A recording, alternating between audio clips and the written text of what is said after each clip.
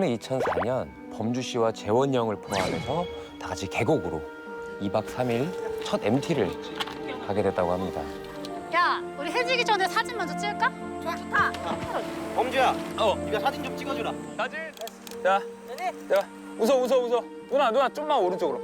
카메라 뷰파인더로 이렇게 들여다보면서 구도를 잡고 있었는데 왜 이렇게 사람이 많아 보이지? 그래서 다시 카메라로 들여다봤대요. 일행들 사이로 전혀 본 적 없는 사람들이 사이사이 껴있는 거예요.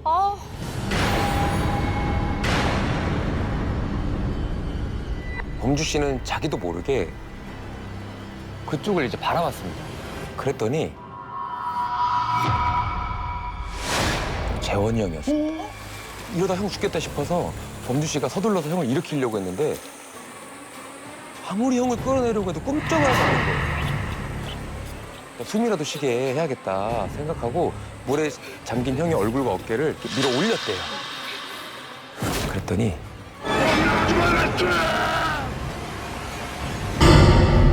순간 너무 당황한 범주 씨가 뒷걸음질 치던 그때 야, 범주야.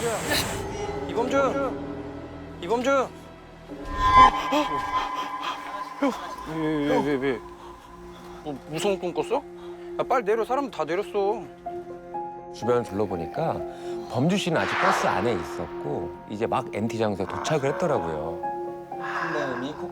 꿈이네. 한편으로는 눈앞에 있는 재원이 형이 약간 무서워지기 시작했습니다. 설마 그때처럼 또 이상한 일이 벌어지는 건가 싶었거든요.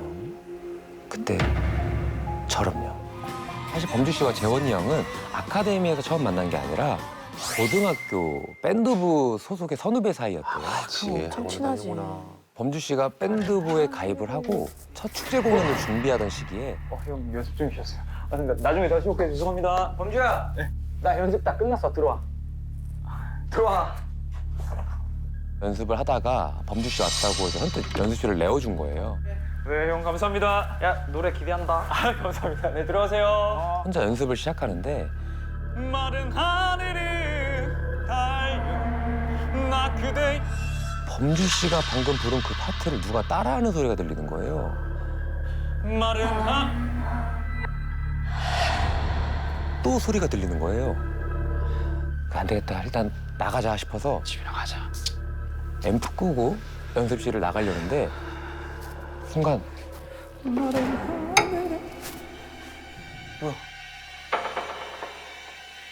천천히 가.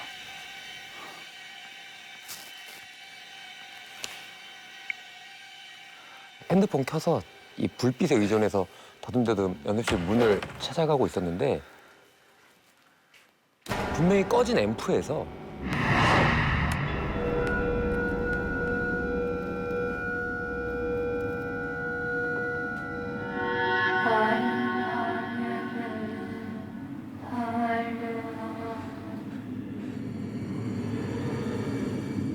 핸드폰 불빛을 이제 앰프 쪽으로 돌려서 비쳤는데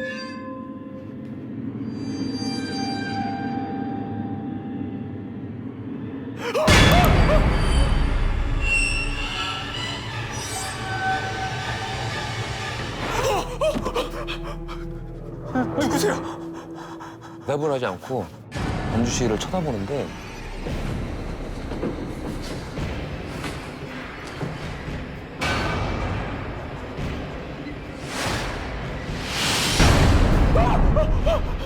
진짜 온몸에 피가 차갑게 식어서 빠져나가는 것 같은 공포에 휩싸인 범주 씨는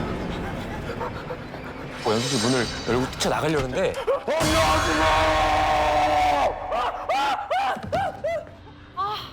간 떨어질 뻔했잖아. 뭔데? 왜 갑자기 소리를 지르고 그래? 정신을 차리고 보니까 그 기괴한 얼굴을 온데간데 없이 이어폰을 빼든 채 황당한 표정으로 서 있는 원래의 모습의 재원이 형이 보인 거예요. 왜? 나야. 뭔데? 이런 일이 이렇게 한 번만 있었으면 아, 뭐 내가 헛걸 봤구나 이렇게 싶을 텐데 이 일 이후로도 재원이 형하고 마주쳤다 하면 기본적으로 가위에 눌리고요. 심할 때는 이게 사람인지 귀신인지 모를 이상한 것들을 자꾸 보고 느끼게 되는 거예요. 유독 형을 만날 때마다 이상한 일을 겪으니까 어쩌다가 재원이 형과 마주쳤다 싶으면 재원이 형을 좀 피해 다녔다고 합니다. 이제 그러다가 형이 졸업하고 다시는 만날 일이 없을 줄 알았는데 아카데미에서 다시 만나다 보니까 근데 거기다 MT까지 같이 오게 되었으니 솔직히 좀 겁이 났다고 하더라고요. 그러니까 또 이상한 일이 뭐 있겠어. 그래, 신경 쓰지 말자 하고 잘 놀다 보니까 이제 어느새 밤이 되었습니다. 자, 다 같이 이렇게 둘러앉아서 게임도 하고 술도 마시고 하다가 내가 무서운 얘기 해줄까? 이거 내 친구가 실제로 겪은 일인데 범주 씨 눈앞에 이상한 게 보이는 거예요. 아, 근데 왜 저기 저런 그림자가 있지? 거기는 건물도 나무도 없어서 창밖으로는 그림자가 질 게 없었거든요. 그래서 저게 뭔가 하고 이렇게 실눈을 하고 이렇게 더 자세히 봤는데 그 그림자가 점점 커지는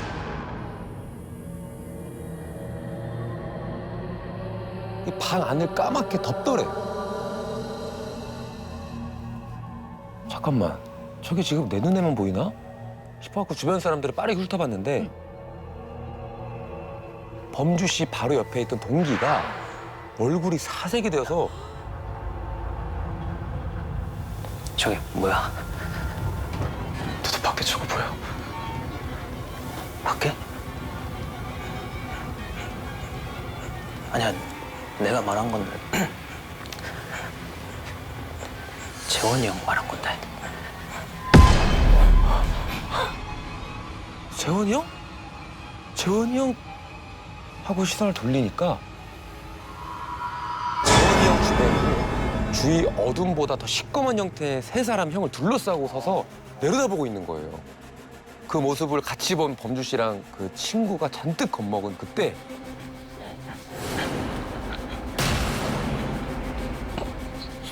재현아, 재현아. 갑자기 형이 엄청 괴로운 표정으로 쓰러졌는데 분명 방금까지 보였던 검은 그림자들이 또 감쪽같이 사라져서 안 보이는 거예요. 진정해. 방 쪽을 조심히 들여다보니까 여전히 열이 안 내리는지 온몸에 땀범벅이 되어서 호흡도 가쁘게 막 내쉬고 있는 거예요. 무서운 건 무서운 거고 일단 걱정이 되잖아요. 그래서 선생님 곁에 누워있는 형에게로 조심스럽게 다가갔는데 갑자기 형을 간호하던 선생님이 고개를 돌려서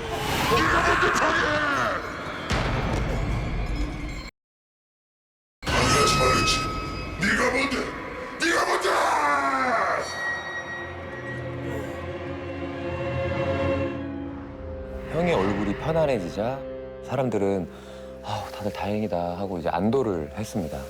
그런데 그 MT 이후에 범주 씨는 다시 눈만 감으면 가위에 눌리고 밤낮으로 이게 사람인지 훈령인지 모를 것들이 또다시 보이기 시작해서 정말 괴로운 나날들을 보내야 했습니다. 지인 소개를 받아서 무속인을 찾아갔다고 합니다.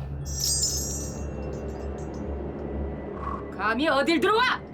근데 어떤 사람은 보지도 않고 그냥 돌아가라고 하고 어떤 사람은 범주 씨 앞에서 무릎을 꿇고 가달라고 막 사정을 했대요. 결국 범주 씨는 걱정 끼쳐드릴까 봐 찾아뵙지 못했던 친할머니를 찾아갑니다.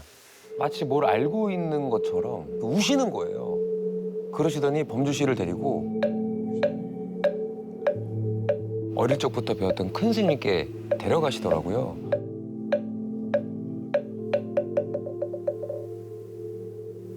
앉거라. 스님은 범주 씨 머리에 손을 올려둔 채 한참을 불경을 외우셨다고 합니다. 그렇게 얼마의 시간이 흘렀을까? 그게 네 것이 아닌데 왜 붙어서는? 이제 가야 할 길로 갔으니 걱정할 일 없을 게다. 범주 씨에게 불경책 한 권과 오색실 그리고 108염주를 건네주시면서 10년 동안 잘 간직하다 태워라.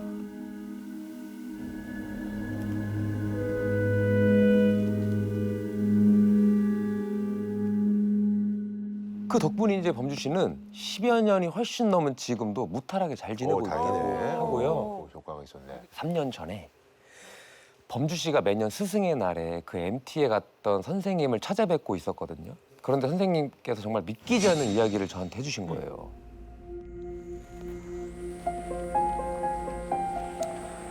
범주야, 너 재원이 얘기 들었니?